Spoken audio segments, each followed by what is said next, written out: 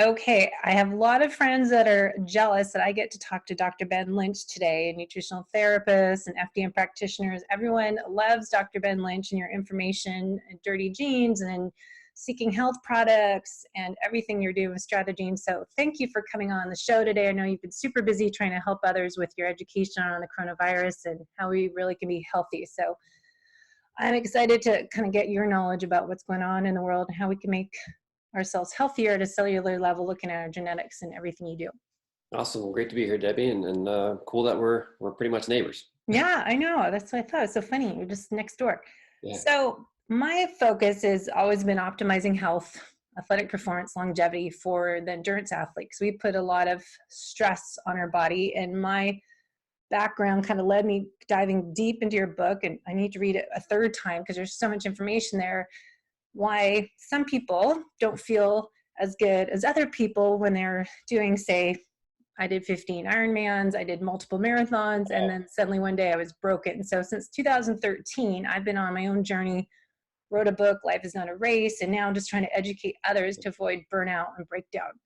And putting in the genetic part of it is so important. And just that's why I find it fascinating looking at your dirty genes and what's fast, what's slow. I don't think enough people, especially in the endurance athletic world, really learn how to optimize their health for performance and longevity. So talk about what is, genetic. We should all know already epigenetics, but talk about kind of dirty genes and we'll cover the basics.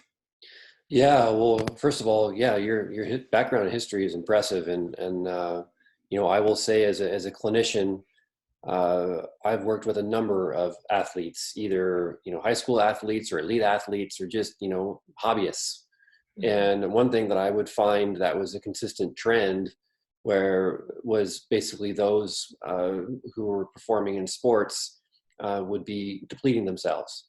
Mm-hmm. And I would oftentimes hear from, I have a adolescent female who's should be having her period and she's not. And one of the first questions I would ask the mother or the father who was with her was, is she an elite athlete, or are you an elite athlete, or are you competing for your high school? I was like, oh yeah. And they were typically thin, fit, looking healthy, but they were so weak they couldn't menstruate. So, and doctors wanted to put them on birth control pills and other things to support their hormones. I was like, no, we're not doing that. Let's just nurture her and tone it down a little bit. So yeah, my background is environmental medicine with nutritional biochemistry, and then it led to genetics for various reasons because I wanted to optimize the lives as you're focused on the individual. And dirty genes is basically the concept where we all have genes. We have about 18,000 of them, and some of the genes that we have are performing optimally, and some of our unique set of genes, because we're about 99.9% identical, you and I, which is pretty amazing. But that 0.1 variation is extremely significant, and it allows us to be stronger and help perpetuate the species through natural selection and evolution. But the thing is with dirty genes is we can have some genes born with them that are slower than others, meaning they can't tolerate a huge load. So for example, you might be walking down the aisle in Home Depot and you're absolutely inundated by the smells of the pesticides and the fertilizers and the insecticides, and you get a headache. Meanwhile, you're walking with a friend, you're like, oh, you're such a wimp, and they're blessed with genes that are working faster for removing those chemicals and smells. And yet you feel like you're a wuss, and this other person feels like they're normal or even stronger than you, whereas they're genetically designed to be able to handle that. Or on the flip side, they could be, you could have inherited a faster, healthier gene to handle all these chemicals, but yet it's not working very well because maybe you've inundated itself because you're using a lot of chemicals in your own home, or you've been exposed through other things in your life, or you have other heavy metal exposures, maybe through lifestyle and diet. So your gene got dirty. It was born just fine, but through your daily lifestyle and environmental exposures, it became dirty. And the cool thing is like the cover of the book. Looks like it's dusty. Yeah, you have it there. Yeah. Yeah, show it. Yeah. I don't know. Yeah, so Yeah. it's like the first cover was not good. It showed bites out of letters, and it was like, well, that doesn't illustrate what a dirty gene is when you bite chunks out of letters. That looks like the letters are broken. Mm-hmm. So the point of dirty genes was to demonstrate a cover where you can just wipe your genes clean. Things get dusty through Yeah. day-to-day life, just like in your home, and you walk around your home, you vacuum and you dust and you wash your sheets. Same thing you can do with your genes, but we just don't know that until now. Yeah. That's what I love.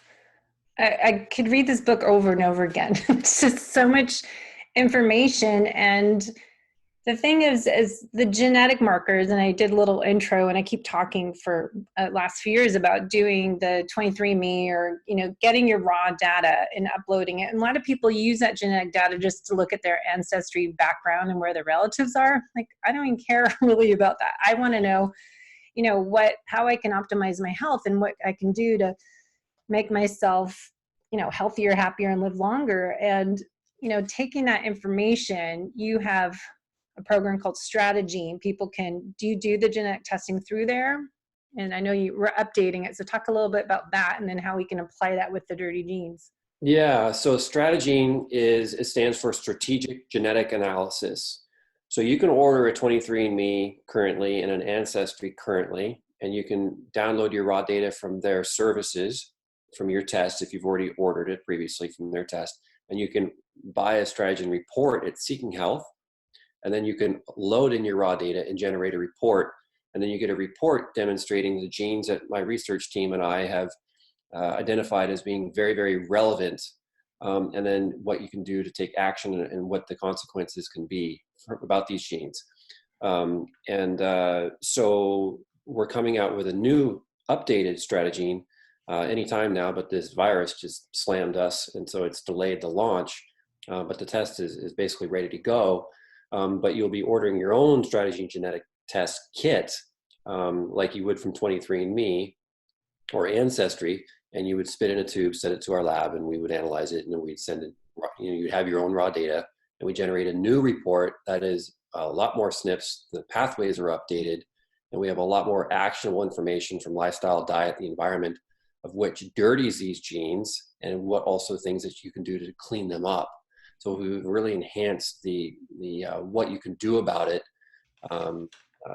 areas of there, and we've also expanded a lot of the pathways. So it does take it's not a genetic report for the everyday person, unless you are an individual like yourself, Debbie, who's really keen on optimizing health and wanting to learn and dive in. If you're looking for a genetic test that tells you what vitamin to take, or do this, do that quickly, you're not going to like Strategene. If you really want to dive in and to learn how your body works, as to why you've been living with some chronic symptoms and ailments your entire life, maybe why you're susceptible to histamine, why you're susceptible to post-workout soreness, why you can't drink red wine, why you can't fall asleep, why you're more addicted to video games than your brother or your sister, Strategene can really, really be amazing for you. And but it's going to take some time, and we do give you a ton of tools alongside of it, including the book, including the Dirty Genes course, and a lot of other videos that come alongside of it as well.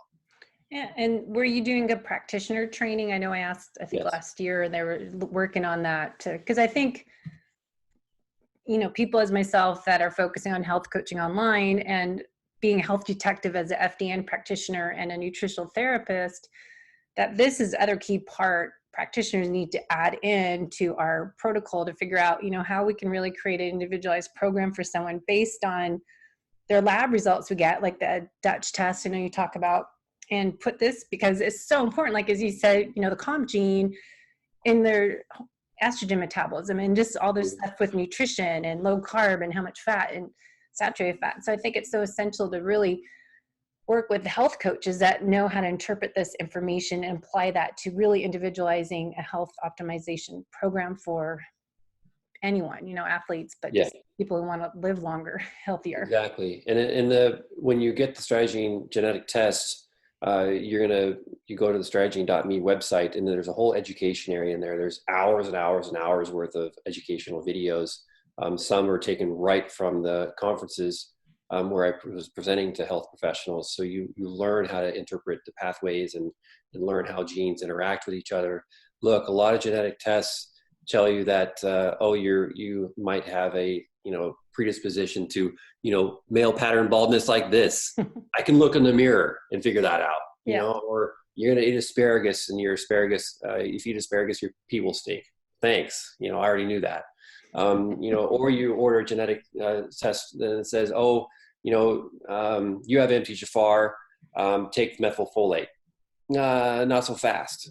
What if you're already eating leafy green vegetables? What if your homocysteine is low? What if your glutathione is low? Your electrolytes are low? Your B12 is low? So there's a lot of newness in this territory, and I was guilty of that in the beginning too. There's a lot of ignorance, and there's a lot of lack of education, and there's a lot of unknowns.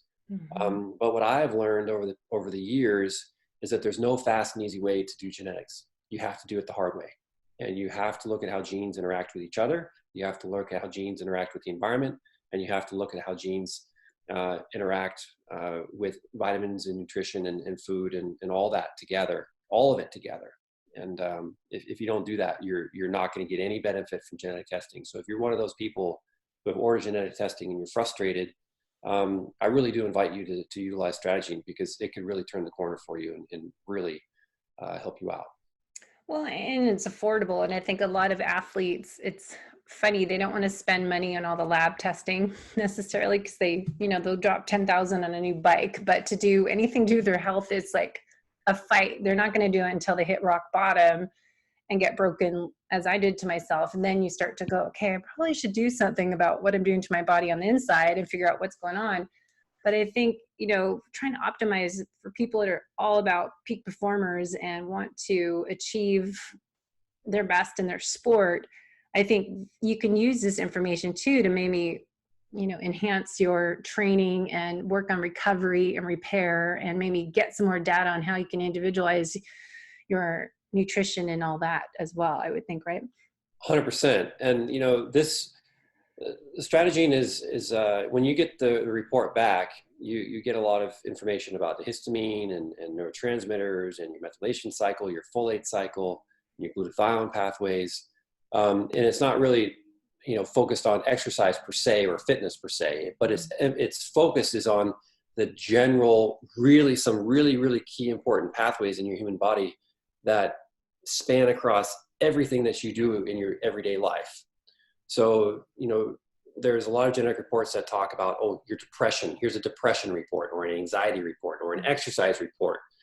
And I do agree with those for to some extent, and we will be providing those in the future as well. But you cannot show those specific reports without understanding the underlying key pathways and key cycles of the histamine pathway, your folate, your methylation, your glutathione pathways. You can't. You have to understand the core fundamentals. It's like if you're learning a sport, you can't become a marathon runner until you start running and enjoy running. And you can't start enjoy running until you're somewhat fit or at least long distances. And you can't start running until you start learning how to walk. So you got to take incremental steps.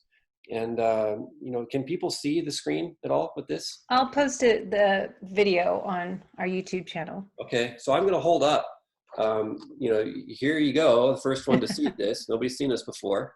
But you can see the highlighted there, possibly the glutathione. Yes. And you can see those speed bars, like this gene right here. This gene is really key at helping make your glutathione, and it's very slow in this individual.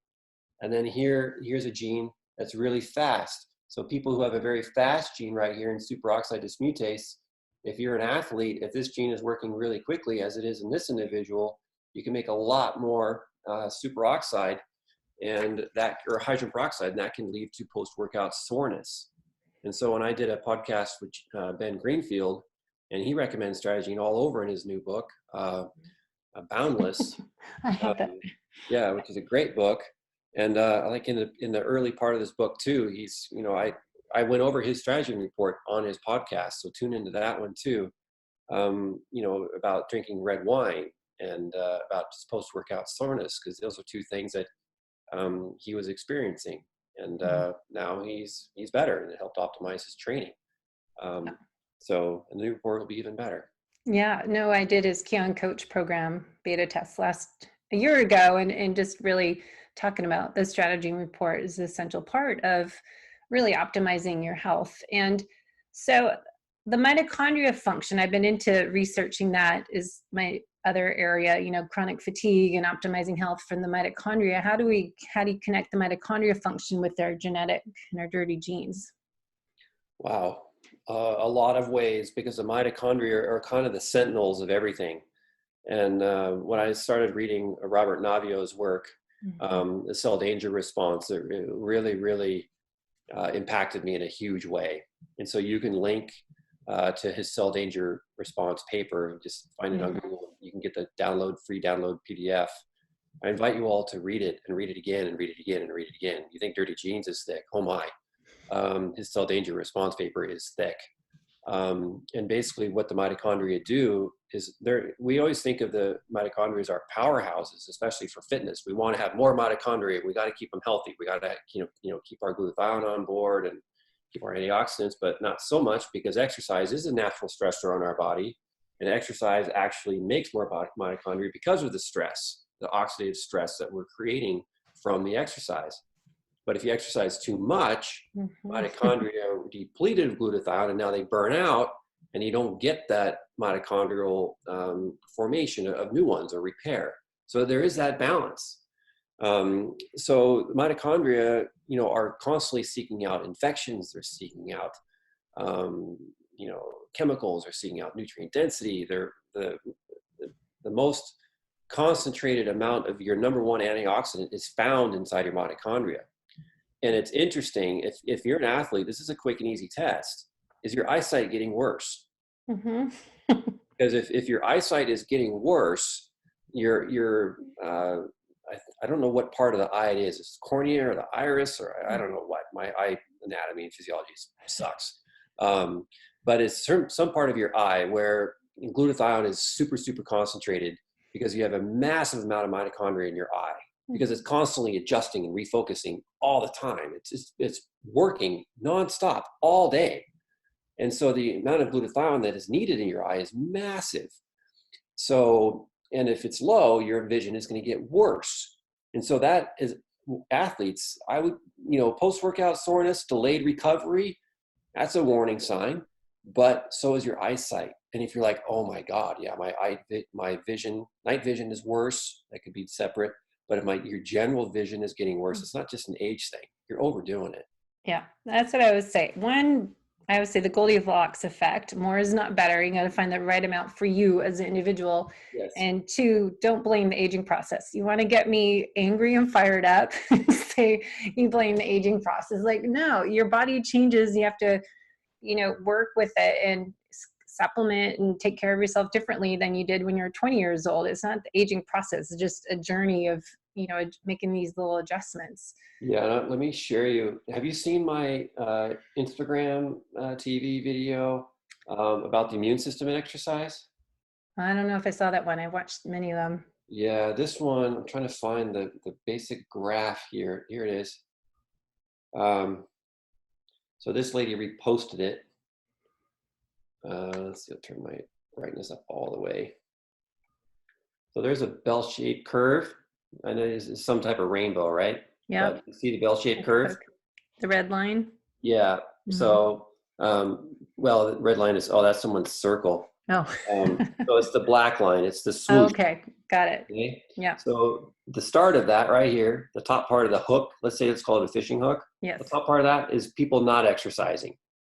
Okay. This is their immune. So the y-axis is the upper respiratory infection, and the bottom x-axis is exercise workload. So the risk of getting an upper respiratory infection when you're not exercising at all is here. If you are exercising moderately, say 60% intensity for less than 60 minutes, 45 to 60 minutes, you're actually boosting your immune system upwards of 45 to 50% increase in support Oh. of your immune system. Now, if your exercise intensity is stronger, your endurance athletes, hello, you're Mm-hmm. weakening your immune system 2 to 6 times, and your risk for upper respiratory tract infections increases 2 to 6 fold.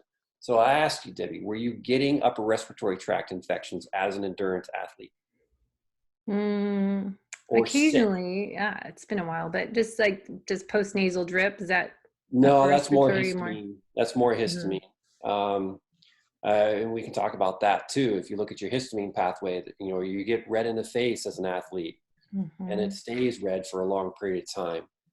That's a histamine response. Exercise-induced asthma, that's also histamine response. Asthma can be histamine, but is not only histamine. So there's a lot that I can provide you guys here and gals. Well, I watched one of your videos the other day about the immune system with the coronavirus going on, and the importance for athletes right now not to overtrain. And it was Yeah. such a good information you're sharing for athletes that are, over exercising already. But this is the time, just bring it down a notch, do things shorter, don't do the high intensity stuff, get outside, do low heart rate, maffetone type of max aerobic function heart rate, and just take it easy. Because so many Mhm. people, I think, maybe they have more free time and the weather is better, they might just spend more time training. But just as you're showing, your immune system, I keep writing blogs and trying to podcast more about how stress is on, chronic stress, your immune system is down, and over exercising is going to increase that chronic stress, and how to, again, that Goldilocks effect of helping yourself stay healthy and improve that immune system is the gut health and lack of excess stress that we have so much going on. Yeah, and you could also, what are other ways that are quick to notice? If you're getting, more warts, warts Oh. are a weakened immune system. Hmm. It's the HPV virus, which most of us have. And if your immune system is weaker, the HPV virus wakes up and it's no longer dormant, and it starts replicating, and then warts start popping up. So, vitamin A could be useful in that situation also in reducing your workload. Another one could be cold sores. Maybe you're stressed out, on your lip. That's herpes simplex virus, the non-sexually transmitted one. But you have that your whole life too. My Mm-hmm. wife will get cold sores on her lip when she eats a bunch of nuts, seeds, and chocolate. But she'll also do it when she's really stressed out. So she loves parties, she loves gatherings, but she really overstresses in the preparation for such things. So then she'll get herself her cold sore from that. So it's pretty. So those are some things to watch out for. Because Yeah. when your immune system is down, those things will pop up. Yeah, it's that balance. So let's talk about the Super 7 that you talk about in the book, and those main genetic markers you're looking at, the SNPs and the laundry list. Yeah. So this was a very, very difficult book to write. Um, you know, my agent and the publisher, they said, okay, we want you to pick 7 genes that to write about. I was like, all right, okay. There's about 18,000 of them. So I sat down and made myself a list of, okay, what of the genes that just came right out of the top of my head. And I had probably 40 of them, 50 of them. It was like, okay, now what? How do I prune the list? And so what I did is I looked at, okay, what genetic genes out there are really heavily influenced by the environment, our lifestyle, our diet, in which genes also have a huge number of genetic variation in them and are common to inherit the genetic variations. So that's how I picked the 7. And at the same time, I narrowed that list down to probably about 20 at that point, and then, or 30. So not a huge, I still need to get to 7 or so. So then what I did is I looked at, okay, I started writing the book and I got stuck. And then what I noticed is I missed an entire body system. Like I had no gene for digestion. I had no gene for the liver. I had a gene for detoxification, but not completely. And I only had one gene for neurotransmitter, and I had nothing for histamine metabolism. So, so what I did is I picked the Super 7 because they basically encompass not Yeah. all the major systems in your body, but a lot of them. And so with these, if any one of these particular 7 genes are not functioning properly, you are struggling from an everyday common ailment, 100%. And these are the type of ailments that you don't go see the doctor for generally. It's just ones that just persist and they're kind of irritating. It's the runny nose. It's the post workout soreness. It's the dry eyes. It's the, you know, high blood pressure, which you do eventually go do. It's the cold hands and feet. It's the Yeah. drink red wine and get irritable and nosebleeds. And you're like, what the hell? Yeah. So it's you know, and the super sensitive to smells and, you know, it's these types of things that in eczema and psoriasis and really bad PMS that, you know, you don't go to the doctor and say, I have bad PMS. Maybe you do, but you just kind of think, oh, I'm just a bad PMS or it's a bad month. That's the way it is. Yeah, it's not Yeah. how it is. You can, my wife used to have horrible PMS, and even my boys, they were little, they just kind of look at me and they already knew that it's, you know, it was coming. And so I started really helping her and focusing on her estrogen metabolism and her detoxification pathways. And now, you know, she still gets a little bit of a swing, but it's not bad at all anymore, which is amazing. So ladies, if you have PMS, you know, you can really do a lot because I know you don't want to be a monster and Yeah. it's no fun. So Yeah. Well, that's exactly what you're saying is people think that's the way they are. And that's right, like, okay, that's who I am. They don't realize you can be better version of yourself and how correct. to optimize yourself and That's figure it. out what's off. So what is like the slow versus fast? Like, how do you know if you have this, say like my red ones were MTRR, MAO. How do you know if they're slow or they're fast? You need to. Yeah. Yeah, so you know that's when you do a genetic test, you know, like strategy, and you get your results back. You're looking at these. You like first you see the reds and the yellows, and you see Yeah. the greens or the white boxes, right? So your eyes naturally go to the red ones. You're like, oh crap, what's that? Yeah. And you're like, okay, how do I fix that? Because that's bad. Mm-hmm. So we are now getting away from that, and so here is now your genetic report, and here is your MTHFR. Okay. Okay. So you can see there's no red, there's no yellow, and there's green. Oh, it's There's like a a speed dial. bar. Yeah. Okay. And you're the first ones to see that. All right. So what this speed bar tells you is that this gene is working more slowly. And look at this individual's folate pathway. All the way down is slow. Hmm. All the way down. So their ability to produce active forms of folate, pretty slow. So what do you do about it? Well, we tell you. And then you can click on these on a PDF. You can click with your mouse Mm. or tap with your finger, I think, on the phone and tap that, and it will take you down to what to do about it and what it means. So in your case, on your report, which is the old strategy, which is current, it sounds weird when I say that, but so here is, I think this is my report. So I am like you. So here's the MAO-A gene, and so Mm-hmm. I'm homozygous as well. So in this individual, i.e. me, my serotonin gets burned through quickly. Mm. So a red MAO for the strategene test means that that gene is working quickly. But that's genetically, that's not epigenetically. So genes work when they have work to do. It's like the keys on your keyboard sit there until we press on them. You and I are not tapping anything right now on our Mm-hmm. keyboard. They're sitting there. Our genes are just sitting there waiting for input. Mm-hmm. When the input comes in, they start firing. So when you drink red wine and you have a MAO-A that's fast, you can burn that amines, the tyramines and the histamines Mm-hmm. pretty quickly and convert them out. So that's useful. And you don't really get the migraine associated headaches. However, if you have a slower DAO gene for your histamine pathway, you can get headaches from wine because it's not just one gene. You know, you don't process wine from just one gene. There's multiple genes at hand, which is why, again, you need a pathway to look at this. And I'll tell you too, I was going to make a supplement for drinking alcohol, and so people can not get hungover. And I did not end up making it because when I read that people who tolerated alcohol better, they have a higher risk of becoming alcoholics because Yeah. they don't have those side effects.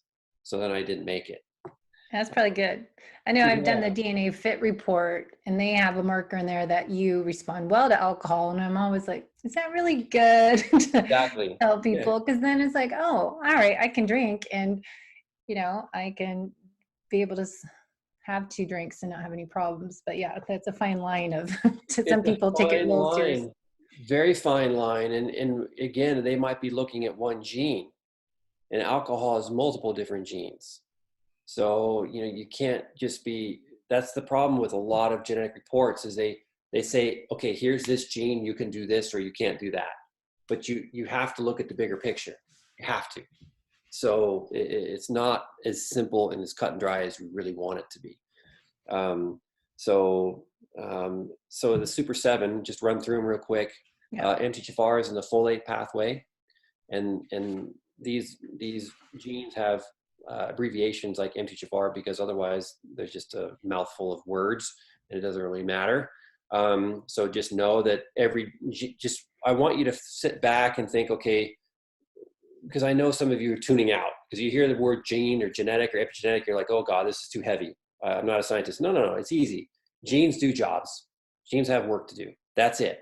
Mm-hmm. So depending on the type of gene, where it is in your body, it has a specific job, or maybe even has a few different jobs. And so the job for the MTHFR is to make your body's main type of folate, which is called methylfolate. You may be familiar with folic acid. You might be supplementing with folic acid, thinking you're doing yourself a favor for not getting anemic and what have you. But just know that folic acid is completely synthetic. It's 100% human-made in the lab, and has no physiological function in the human body at all. Not one of your genes use it for any purpose, period.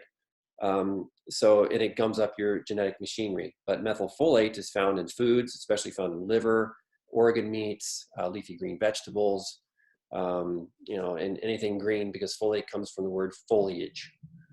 And MTHFR helps your body make that, which then goes on to support methylation, which helps process your homocysteine. And if your homocysteine markers go up, then you can start making histamine levels. They get higher. And athletes, if you have exercise-induced asthma or post-workout recovery issues, or you have significant redness in the face, your MTHFR gene might be significantly dirty. And there was a woman who posted on my Facebook after I posted about exercise-induced asthma, about how methylfolate can be useful to knock down homocysteine to keep the histamine levels down. And she goes, every time I used to get on the bike at the gym, I go for a 30-minute, hard ride, and people next to me would always freak out because my face would just beat red. Mm. And she said, I have a dirty MTHFR. I was born with a dirty MTHFR. Now I take B12 and methylfolate before I work out. My face isn't red anymore. It's gone. Right. So again, like you said earlier, where you think that, oh, it's just me, I'm just red in the face, you're not optimal. You can fix that. That's with the asthma too. So many people have that exercise-induced asthma. I'm like, it doesn't have to be like that. Just, what's off balance that's causing that to happen. That's right. And that video is actually, I think I've included that one for free in the back end of Strategy when we release it, so people can watch my exercise-induced video of what's going on behind there, the mechanisms of it. Thanks. So I love, it's kind of my holistic method I created 5 years ago after, training with Ben Greenfield and having my chronic fatigue, adrenal exhaustion breakdown, that the holistic method is working on not just our exercise and nutrition, but we have to work on the sleep and stressors and digestion, gut health, hydration, movement. And my favorite is happiness and play and laughing and smiling and gratitude. So important right now. But your genes protocol is kind of similar. Talk about the cleaning your genes and how that works and what we can do with this information, how to apply it. Yeah. So let me back up before I answer that and remind me if I get too off track and I don't remember where we were. Because when you do a genetic report, let's say you did get your genetic test back, because I brought this up and I didn't finish my thought. Okay. So let's talk about that MAO-A gene. You did your dirty MAO-A. It's faster. You say, well, I do drink red wine, and I'm supposed to, my genetics say I can handle it. but I can't. I drink the red wine and I'm flushed. I get red faced and I can't fall asleep and I'm irritable. And I actually, gosh, sometimes I do get nosebleeds, but my genetics say I'm fine, but I'm not, obviously. So in the book, there's laundry lists. Oh yeah, So that's what I inside was the, going to get to. yeah. Oh, you're going to get to that point? Well, that I forgot. That's what I was doing beforehand, then skipped over. But yeah, Yeah, let's go backwards. I missed it's that part. easy to move on and so many different things to explore. I know, I got sidetracked. Yeah. So the laundry list is actually how your genes are acting real time. So Dirty Genes, I want to throw this out there, is not a book that you curl next to the fire with your dog and your cat on your lap. You can read it once. It's more of a lifestyle guide. It's a book that you pick up routinely throughout your life, and you can check in again and do those quizzes in pencil or photocopy them at some point when I get off my butt. I'm going to make an online quiz that and you can keep and store, and you can see how these genes are getting cleaner or dirty throughout, and you can keep track and lifestyle and Or action. you have little tabs in them so you know where to go look. Yeah, because you got to reference it because your Yep. genes move and they're dynamic. You know, you don't have a fast MAO-A 100% of your life. Absolutely not. It's genetically designed that way. But if you're deficient in riboflavin or your aldehydes are high, you know, it's going to be slower. So you need to understand real time, and you can do lab testing too, as I show you in the book. So those are the laundry lists in the book, and those are really, really key for you to reference. And if you want to order specific labs to see if those genes are functioning well, in the back of the book and lab tests in the appendix, you can do that. And so health professionals, I really, really encourage you, this is a book for you as well, that you can use with your patients, and it'll really make your patient care fun. Because when your patient comes in with 20 symptoms, it's really overwhelming. You know, what the heck do I do? Where do I start? And so the Clean Genes protocol, the soak and scrub method, is what we're now moving to. That's basically the stuff that you already know that you need to do in life, but you're not doing it. And you're not doing it because you don't really know it has a huge impact on you. And when you start understanding that your 18,000 genes in your body have jobs to do, if you overwork anyone in your office or yourself included, your performance goes down. If you overwork any gene by exercising too much, there is a whole myriad of genes that are running out of nutrition for nutrients that help them fire. They're also running out of ingredients or substrate to help them fire, and they're also producing a bunch of other chemicals like hydrogen peroxide, carbon monoxide, or carbon dioxide, formaldehyde. When you exercise, your body's naturally producing these in high amounts, which is then putting a huge burden on other genes like glutathione or superoxide dismutase or NRF2. You know, these genes are really being worked hard, and then they fatigue, and then you start, becoming problems with your sleep and your moods and all that. And it becomes a downward spiral, and you love to train, you love to exercise. So you keep doing it because it's your outlet. You think it's healthy, but it's not, because now you're driving yourself even deeper in the hole because you're trained, you're taught that it's fine to exercise and it's healthy. So you keep doing it, but you're getting sicker. Yeah. So it's like this vicious cycle until Yeah. you basically can't get out of bed the next day. And that's the only thing that will stop you from training, because nobody like Debbie is teaching you of what to do. So kudos to you for bringing this up, because it really needs to be taught. So, Well, that's my mission. I feel like it's my purpose. This happened to me. So now it's my mission to help other people learn about this, because a lot of athletes have no clue what they're doing to themselves. And as I keep podcasting about, it happened to me March 2013, but it wasn't just that one day on my bike ride I couldn't pedal another stroke. It was years before that. And that's what I wrote my book, Life is Not a Race, to go back into my history and figure out, okay, what was I doing that was causing these additional stressors? And, doing a couple Ironmans a year, and then off season doing marathons and 50K trail run. And, I did the Chuckanut race up in Bellingham, and then it was suddenly nothing. And people think, they're feeling amazing. They're super fit, superhuman, and they're not. And that's why I'm trying to educate people being fit and healthy versus being fit and unhealthy. So it's really essential to look at your genetics as this. And what I was trying to find, what lab tests do you suggest people running to correlate with their genetic strategy and reports?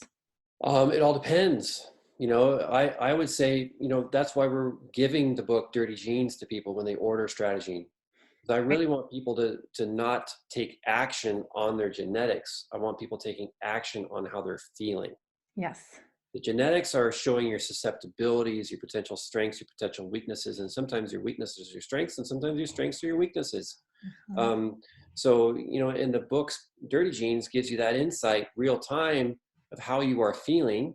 And the Dirty Genes course is an extension of the book. It's not the book, it's an extension of the book of stuff I wanted to talk about, but either it was too sciencey and the publisher didn't say, no, you're not doing that.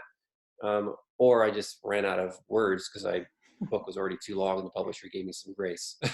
I was going to throw in that if you did what you want to do, your book would be as big as Ben Greenfield's new book. And I was going to Yes. post on my Instagram, here's a good weightlifting idea. If you can't figure out how to work out at home, lift this book up. It's like 10 pounds. That's right. Yeah. God, I can't imagine how much work that went in from Ben on I that. know, it's crazy. Unbelievable. And So so you, well done. it is. I keep trying to, I just pulled it out because I just finished Dr. Lee No's book, A Mitochondria Function. And so it's like, all right, now I can go into this. But now I want to go back and read this book because your Dirty Genes book, it does change so much. And you really have to be, what we always talk about too, is intuitive and being aware of your red flags and how you feel. But that's a challenge for most people. They don't have a clue how they feel. They're just living outside of their body, not being in tune to inside. But to really get what you're saying in this book, looking at each of those genetic markers, if they're dirty, you have to go through this checklist and kind of go, okay, do I have that? And what's going on? And you do have to be aware with your own self. That's the number one thing. When you're red in the face, you just think you're red in the face. And you're going to be red in the face sometimes. And when you're really, really exerting or you're going for a new max or what have you, it's going to happen. But how long you're red in the face can vary. So you want to be red in the face, when you're exerting, and that's fine. You're getting more blood flow in there. But you want it to dissipate. You want it to go away within just a couple minutes, a few minutes. Yeah. If it's sticking around for an hour or two, that's not right. And so when you're training and you're exercising, you walk around in the gym and you now have this new awareness and you start making some changes. Maybe you cut the wine from last night because wine will increase your histamine, it will decrease your quality of sleep. If you decrease the quality of your sleep, your histamine will also go up. Alcohol's intake will also stress your detoxification enzymes down, so they'll become slower. So now your estrogen levels will go up a bit. If your estrogen levels go up a bit, you're also secreting more histamine, and you're also depleting your vitamin C because now the alcohol was in there and you needed to do that. And you need to get rid of the alcohol and your vitamin C stocks went down. And so, now you're secreting more mast cells from your genes or from your cells because the vitamin C is lower. So you can see how this is all multifactorial. Yeah. When you're walking through the gym and there's mirrors everywhere, as you're walking through the gym, or you're, have a mirror for your bike or whatever you're doing, you can look at your hands even if you're a runner or a cyclist, what have you, or you can take your hand and you can scratch yourself. Now, I just scratched myself really hard. Like, that's hard. And you want to see if there's really raised red lines. And I've got nothing. Okay. It's called dermatographia, I believe it's called. And yeah, I'm kind of hairy like an ape, but it's not, if that's a histamine test, right? What's that? That's a histamine test. A histamine test. Yeah, I can see now I'm getting a little red there. Yeah. But barely.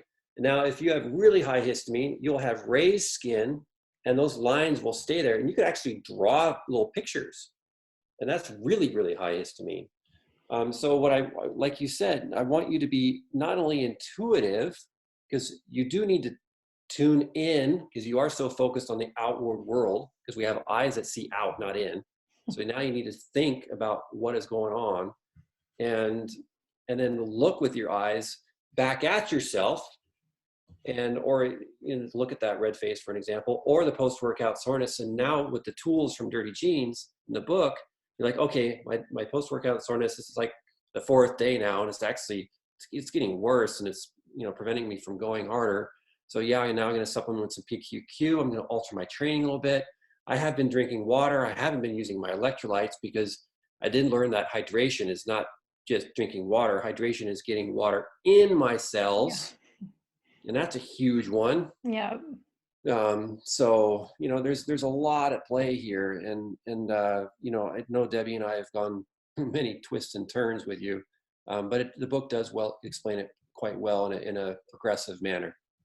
So let's finish up. We have like 10 more minutes. So I want to touch a little bit on how to clean your genes, if anything. And it's a lot of the questions people have, of course, now it's intermittent fasting, time restricted eating, keto, carnivore, and getting our nutrients from nutrient dense food. So what's your take in how to clean our genes, and with the fasting and low carb world out there, what's your philosophy? Okay. Well, know that eating is work. Okay. And you got to always try to distill it down into something really, really simple. I've had some really negative reviews on the book because people say, oh, you've really overly distilled it and oversimplified it. Yeah, I have oversimplified it. You're right.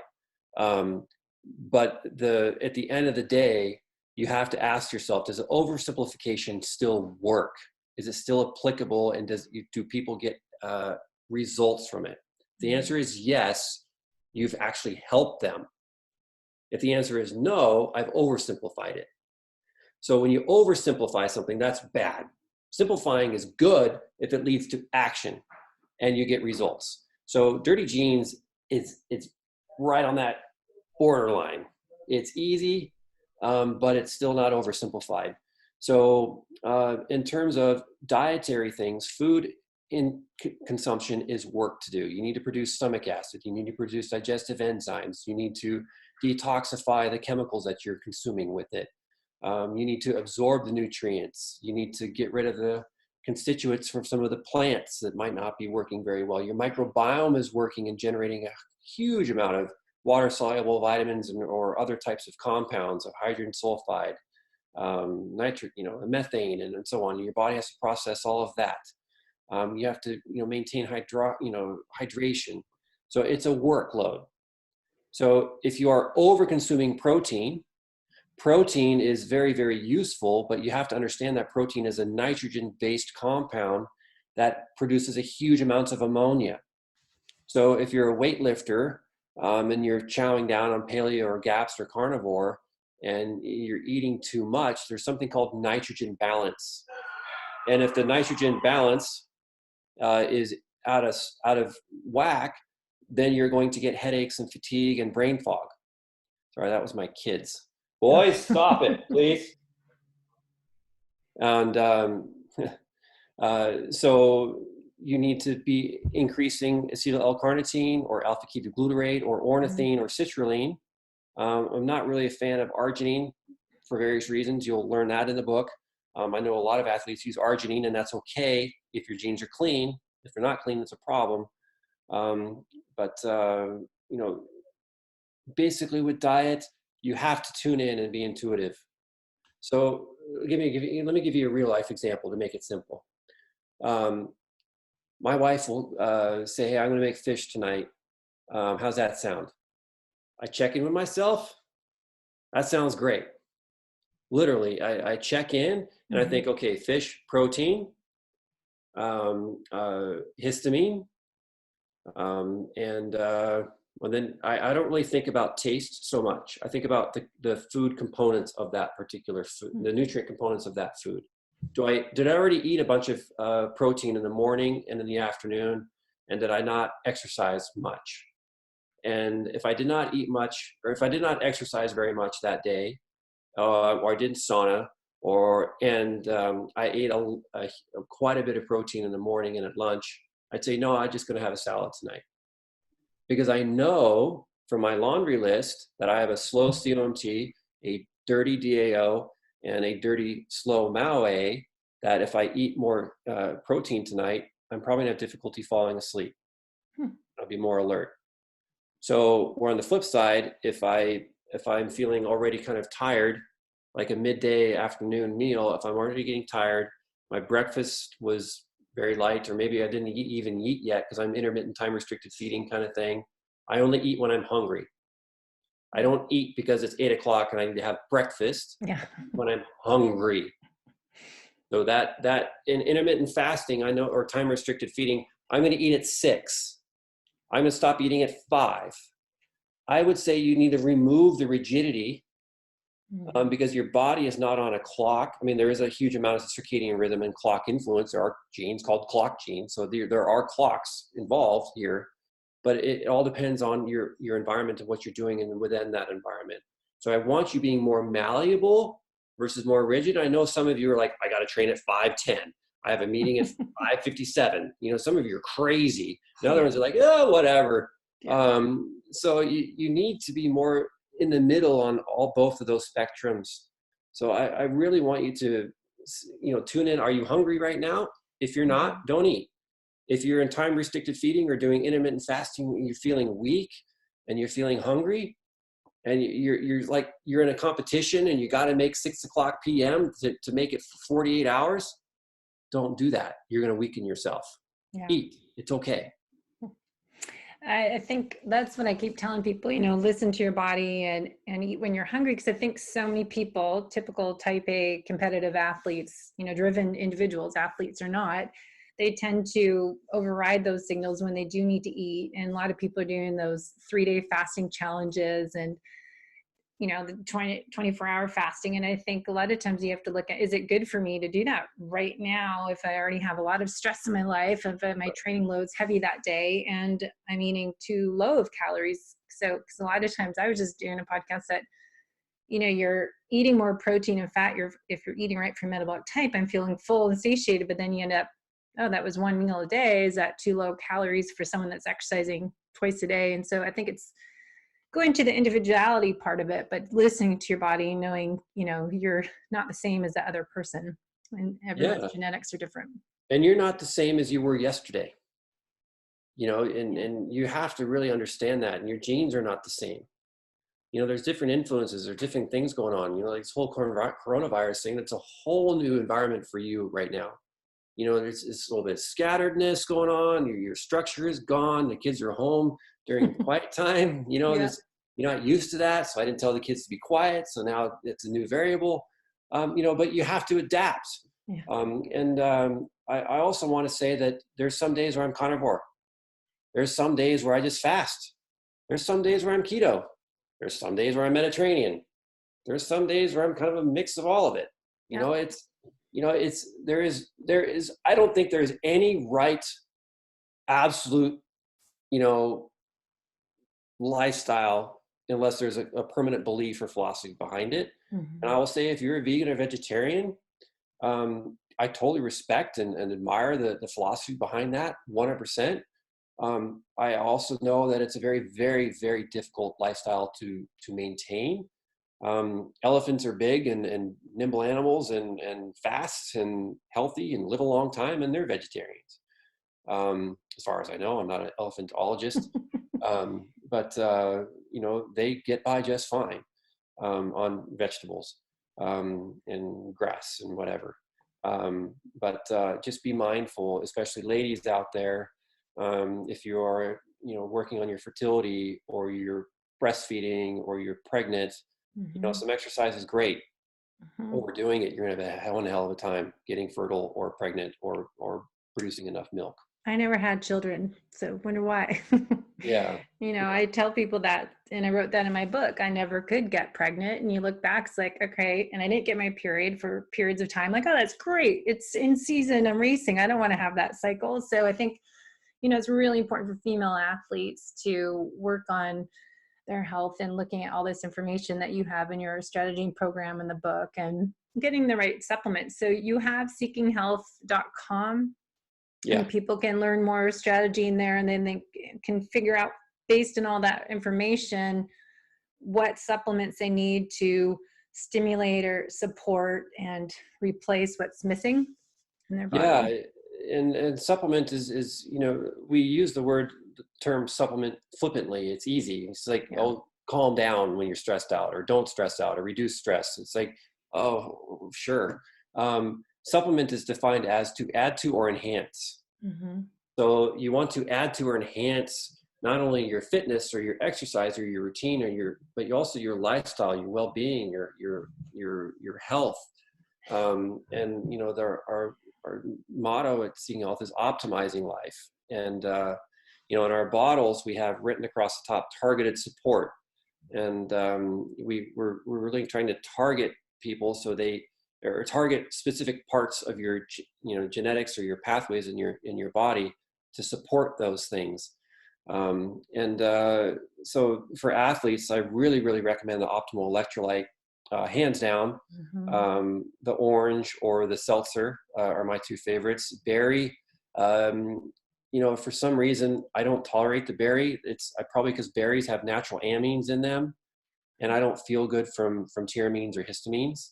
So athletes, I would not be using the optimal electrolyte berry. I'd be using the orange or the seltzer. We are coming out with a lemonade, which is really phenomenal. That's going to be my favorite one. And then the PQQ lozenge would be my next one for post-workout soreness. If you're an individual who's training and your post-workout soreness is inhibiting your performance, try PQQ prior to training, and it can really help you out. And it's a lozenge. It's like this little blue pill, and it's a microbial ferment. So for some reason, when the PQQ, it's a natural product, bacteria make, and so that's how we make it. But it can color your mouth blue. So just put it back in your mouth, pop it in your mouth. You can swallow it whole. You'll still get total benefit. Or you can just chew it 2 or 3 times in your molars. Let it sit there for a second or two, and you'll literally feel your head clear within a few seconds. I'm not kidding. And then you swallow it. Those are the top 2, and then a really good multivitamin alongside. And then there's other things for support too, for like distance runners, the NADH plus CoQ10. That's actually allowed by sport. So endurance athletes of any type, of rowers, runners, swimmers, kayakers, paddlers, what have you. This cyclists, the NADH plus CoQ10 can be a game changer for you, because a lot of use are those glucose gel packs to get you the glucose so you can get into your Krebs cycle to make more NADH, listen to me, to get into burn. But the glucose makes NADH. If you just take the NADH plus the CoQ10, which is a complex 1 of your mitochondria. So the first step of your mitochondria use both NADH and CoQ10. And you take that in a lozenge form, you pop it in your mouth, or you chew it and swallow it. You will have this burst of energy.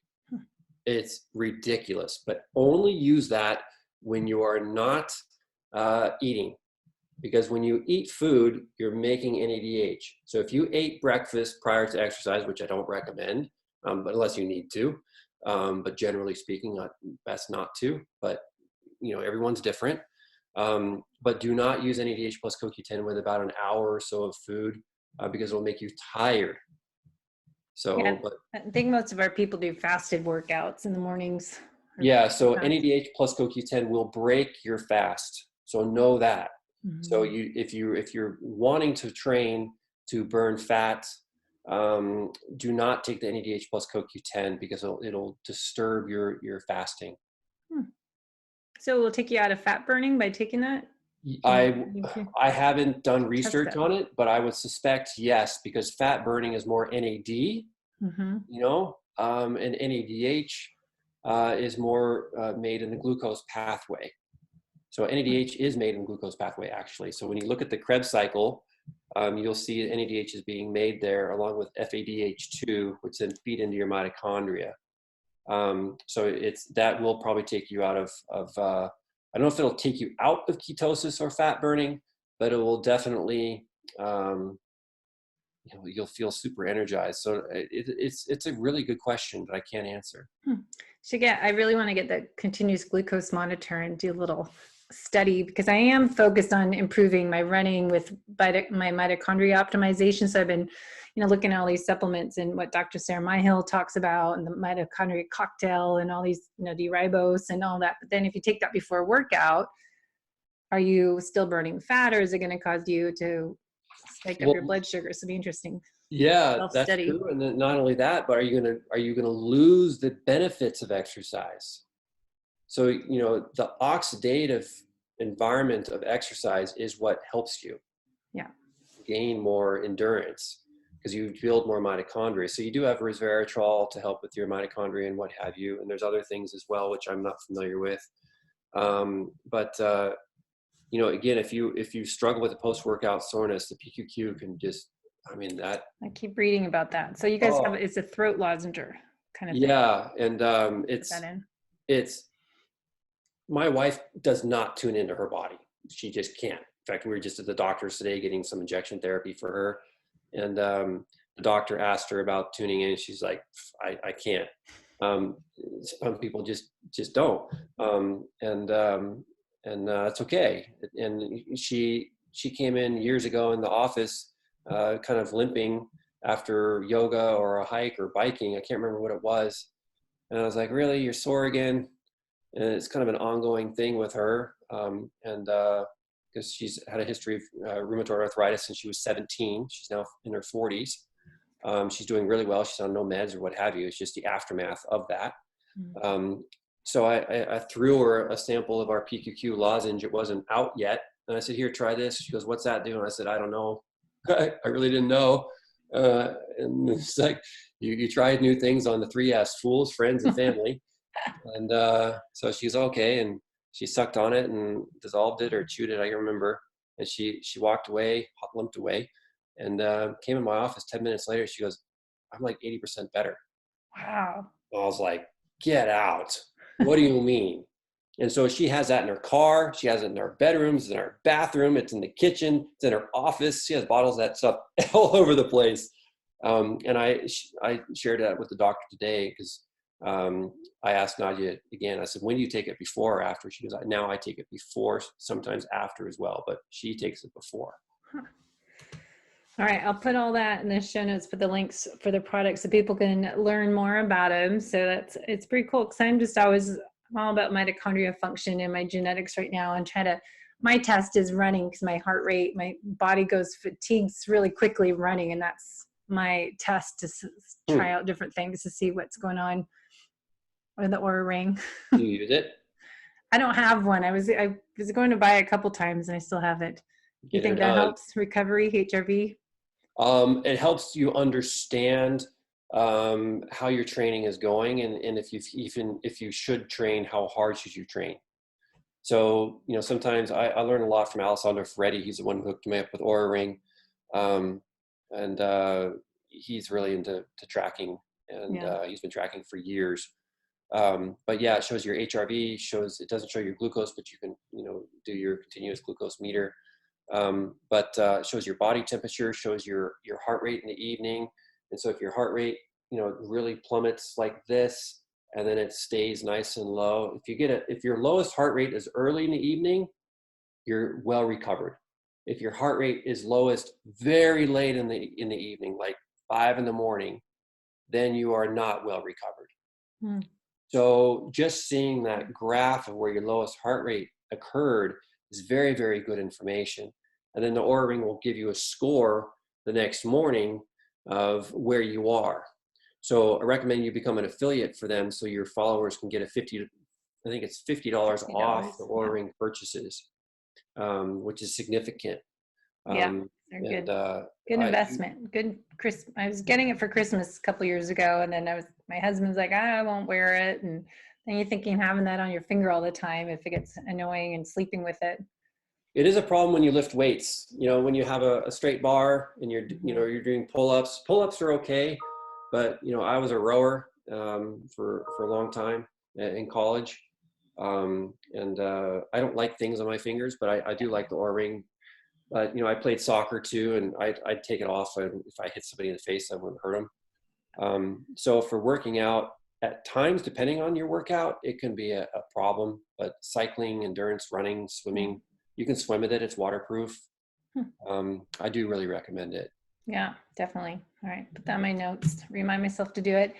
Well, thank you so much for all this information. I hope everyone goes and picks up their Dirty Genes book, or you'll get it when you do the strategy report, right? And get the information. I think, you know, getting a health coach, an FDM practitioner, or nutritional therapist to work with you as well to go through all this, I think it helps in, you know, correlating with all your other data. If you do some other lab testing, as I've done the Dutch Complete test, and really makes sense, more of it, putting all this together. I would say putting missing pieces of a puzzle together, and it's being a health detective and help figure out how to really optimize your health by taking all these tools and all this data we can collect is just really cool, kind of biohacking-ish, but also people who just aren't feeling good, and if you're struggling, don't think it's a new normal and that's the way you are and blame the aging process, because it's not true. You can Yeah. feel better.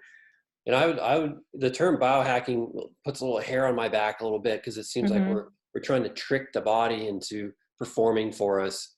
I would call it more bio nurturing, Yeah, that's a good word. because if you know how your genes, your genes want, and what tools they need, and what Mhm. things that they don't want, if you know all that information, you're not hacking the system, you're nurturing the system. Very The, good. the That's much problem better. is we don't know what our genes want, because you don't even think about your genes. You just take them for granted. That's the Hmm. problem, because they're inside of us. You can't see them, and they're just performing without us even saying anything. So it's our job to provide them the fuel and the nutrients, and the positive mental framework, Yeah. and the gratitude that you mentioned earlier. Because if you're at a training or a race, and you're at the starting line, and you're all straight freaked out because someone next to you looks fitter, faster, and stronger than you, versus you thinking, oh, I've got this. I've been training hard. The butterflies in my gut right now. I'm just excited. I'm not scared. I'm excited. That mindset is super important for performance. And I also want to I want to plug this book, Why We Sleep. Mm. Very, very important. You can get it on Audible. It's a great book to listen to. Some books aren't, like Dirty Genes is not it's a good book to listen to, but if you do listen to it, I think you should get the paperback or hardback Yeah, in addition to definitely. it. Because the You have to Audible is, write notes all over and highlight your book. yeah, and it's a reference book. Yeah.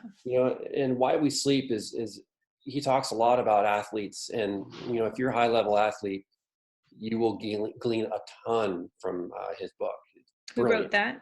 I don't I think I don't have know it. his name. I'm really bad at actors' names and movie names and authors.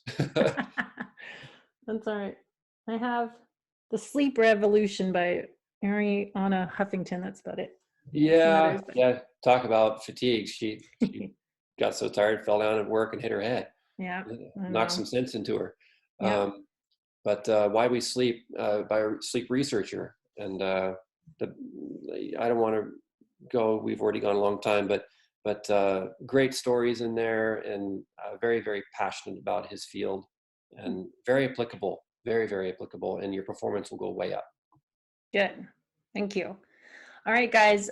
Of course, I knew this would go long, so sorry to hold you up, but go play with your kids and get outside.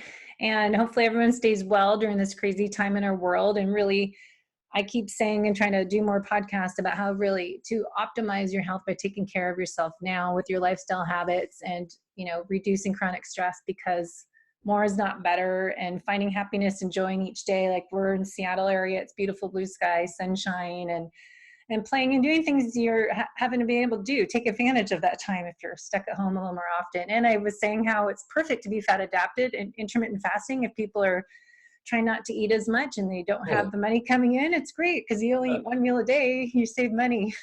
Less work for your genes. Yeah, except for I went for my run walk today and I did see a big line at McDonald's. I'm like, come on, people, don't go to Wow. McDonald's. Wow. That was sad. So anyways, I could keep on talking to you, but we'll get your information out there and let us know when the strategy new program, is it going to come out maybe in May, or do you have a? Earlier, I'd imagine. Yeah, I think it'll come out in April. As if this whole thing dies down, my team at Seagull to just slam, but I believe April would be good. Okay, good. April 2020. So thank you so much, Dr. Lynch, and we'll put everything in the show notes, guys. Enjoy reading the book too. Awesome. Thank you.